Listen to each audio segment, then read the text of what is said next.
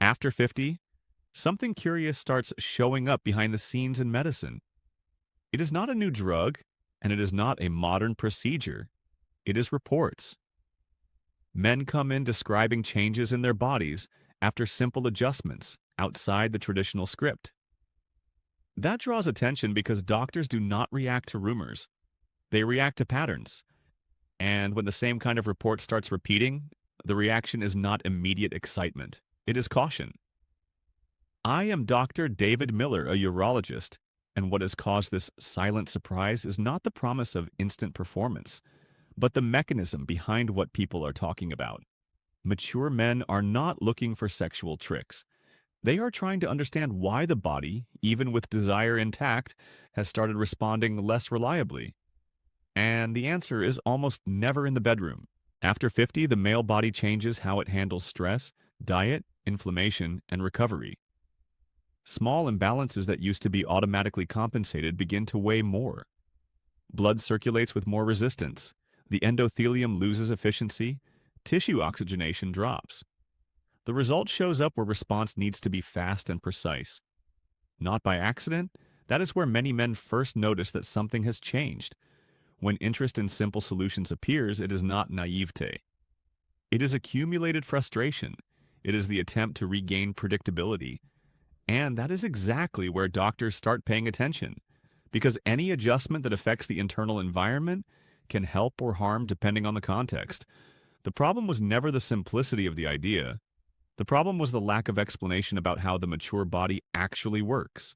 What sits behind this topic is not a hidden secret, but basic physiology that has been ignored.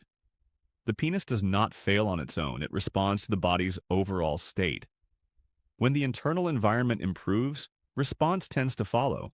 When it worsens, no amount of willpower can fix it. Today, you are going to understand why this topic triggered such different reactions among doctors, what is worth observing, and what is pure misunderstanding. No exaggeration, no fantasy, and no dangerous shortcuts. Understanding the mechanism is what gives you control again. Before we continue, check if you are already subscribed to the channel. And now comment very directly.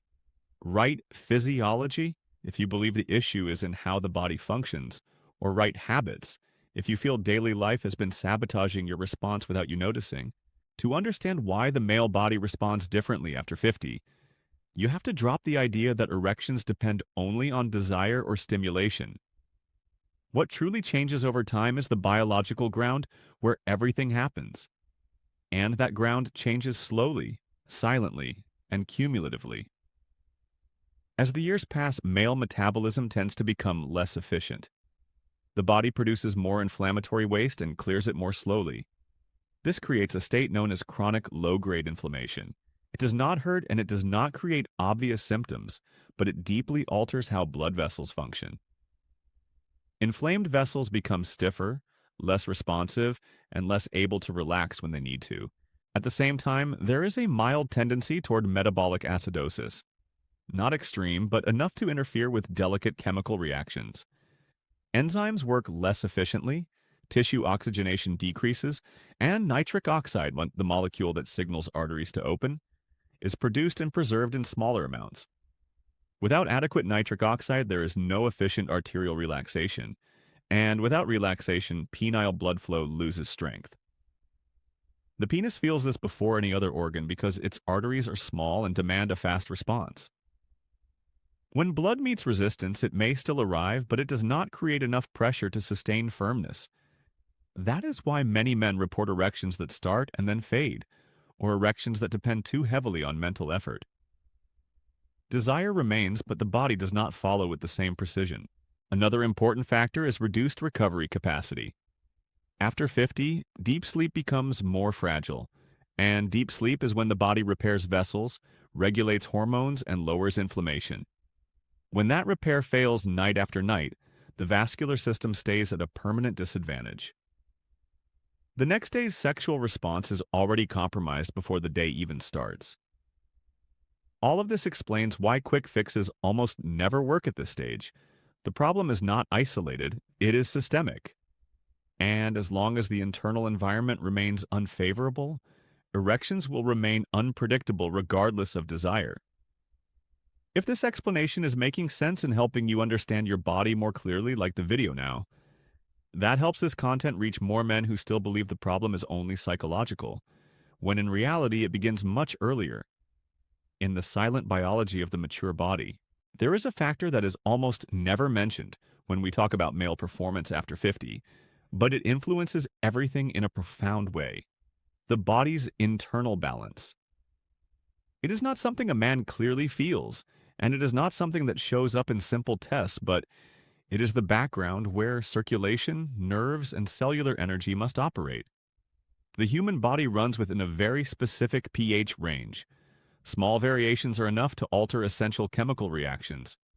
With aging, more inflammatory diets, chronic stress, and reduced recovery, many men develop a mildly acidic and persistent internal state. It does not cause immediate pain, but it creates a hostile environment for processes that depend on efficiency. When the internal environment is more acidic, tissue oxygenation worsens. Cells produce energy less efficiently, fatigue shows up faster, and recovery becomes slower. In blood vessels, this favors inflammation of the arterial wall and reduces nitric oxide availability. Without enough nitric oxide, arteries do not relax the way they should. Male sexual response depends on exactly that fine, coordinated relaxation. The penis does not work through force, it works through flow. If the vessel does not open at the right time, blood meets resistance. An erection may begin, but it will not hold. To the man, it feels like an unexpected failure. To the body, it is simply a chemical reflection.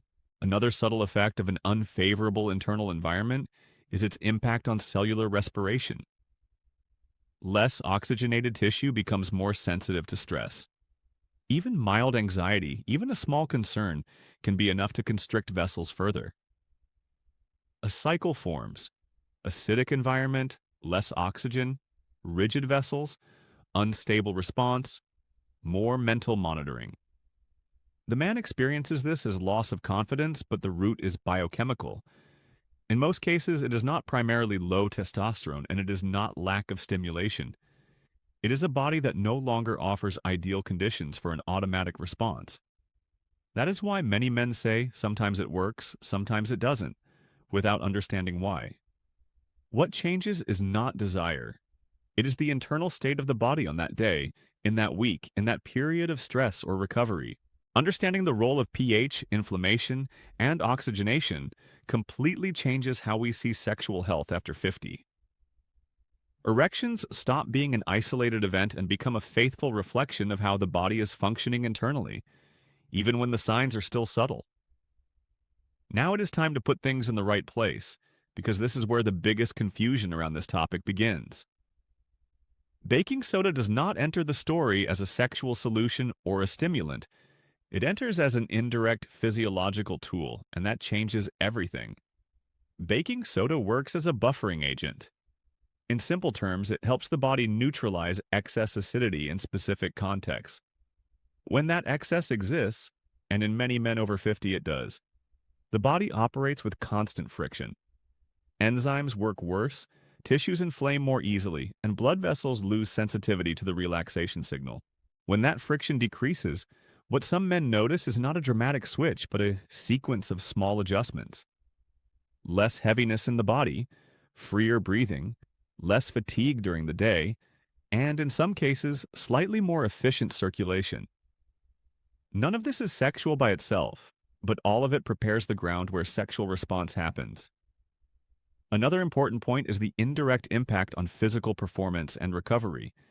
A less acidic body tends to handle effort better, restore energy more easily, and enter repair mode with less resistance. That affects sleep, vascular tone, and nervous system stability.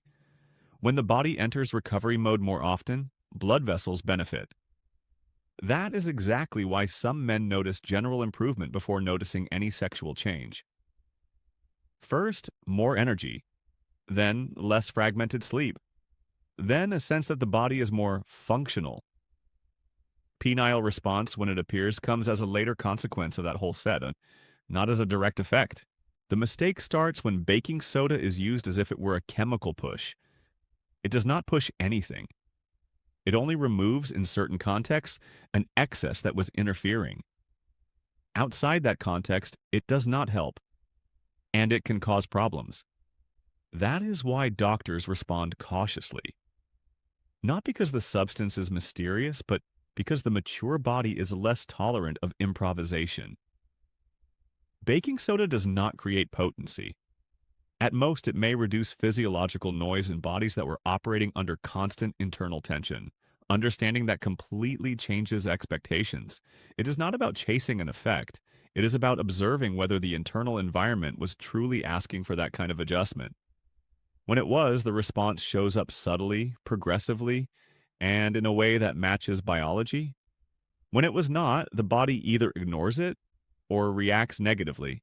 When we talk about using baking soda for a physiological purpose after 50, rule number one is simple: less is more, and occasional is better than continuous.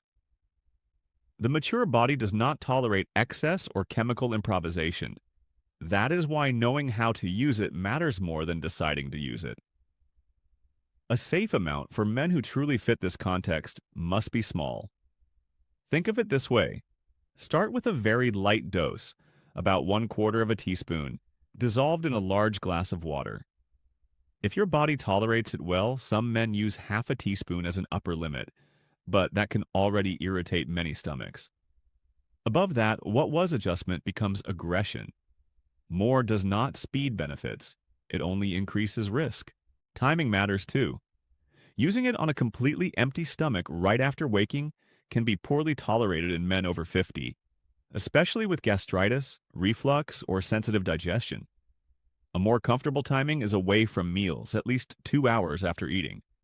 Another option is early evening, as long as it is not close to bedtime, because some people experience worse reflux when they lie down. Frequency should not be daily. Baking soda is not for continuous use. A conservative approach would be once a week. In some cases, at most twice a week, always observing how the body reacts. The goal is to test response, not to build a routine. Now, the most important point: who this can make sense for. Men with clear signs of metabolic overload, inflammatory diets, constant fatigue, and poor physical recovery, and who do not have a history of kidney or stomach issues, may notice indirect relief. But men with unstable blood pressure, kidney problems, strong reflux history, or those using diuretics and multiple medications need extra caution or should not use it without medical guidance. The classic mistake is turning this into a fixed ritual and expecting a cumulative effect. That does not apply here. If the body responds well, the response is usually subtle and appears early. If it does not respond, insisting only creates new problems. Using baking soda safely after 50 is not about copying an internet recipe. It is about small dose, spacing, observing signs, and knowing when to stop. Any discomfort, bloating, burning, sleep changes, unusual sensations, is a sign it does not match your body. Up to this point, everything may sound simple, but this is exactly where the most important and most ignored key part begins. Not every man can use baking soda, and for some men, the risk is greater than any possible benefit. That is why doctors react with caution when this topic comes up. The first group that requires attention is men with unstable blood pressure or hypertension. Baking soda contains sodium. In some bodies, that can increase fluid retention and raise blood pressure silently. The man may not feel it right away, but the body enters vascular overload. And vascular overload is the opposite of what supports healthy erection. Another important group is men with kidney issues, even mild or past issues. The kidneys regulate electrolytes and filter excess substances. When that function is not optimal, baking soda can disrupt the system further. The risk is not immediate, but cumulative.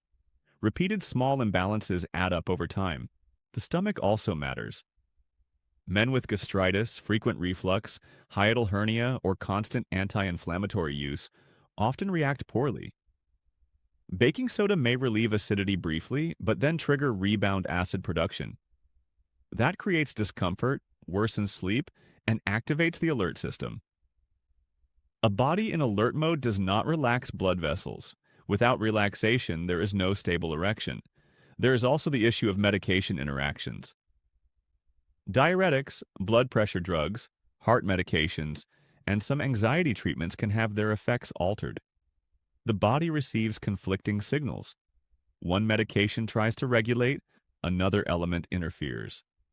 The result is physiological instability. A common mistake is ignoring warning signs and assuming they are part of the process. Persistent bloating, chest heaviness, sleep disruption, unusual fatigue, or agitation are not normal.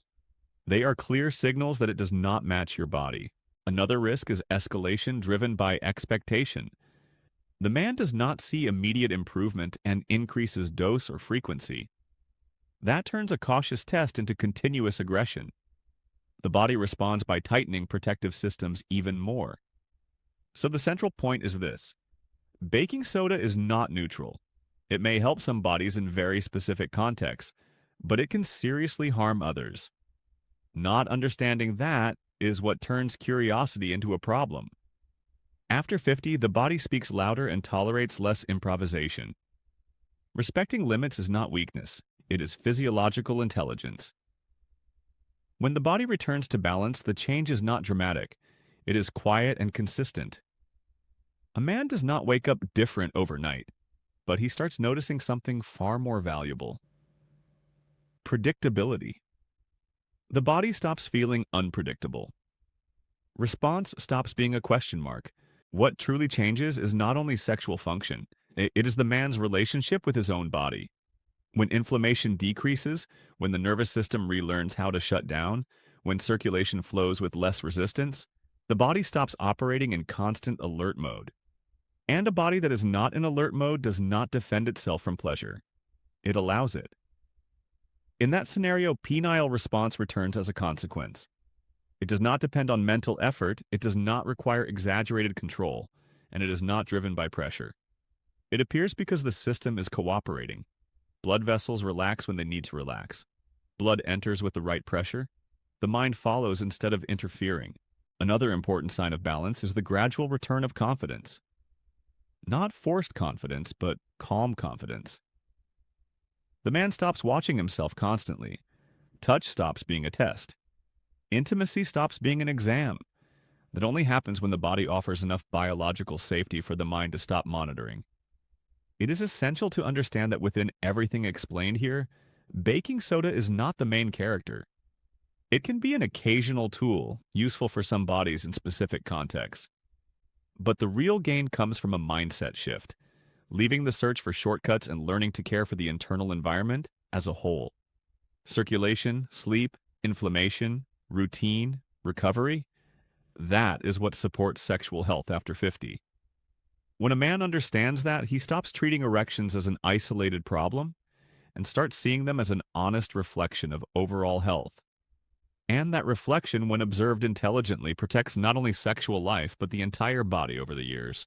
If this content brought clarity to you, subscribe to the channel now to keep receiving direct, responsible explanations based on real physiology. Like this video, it helps the channel grow and reach other men who need this information.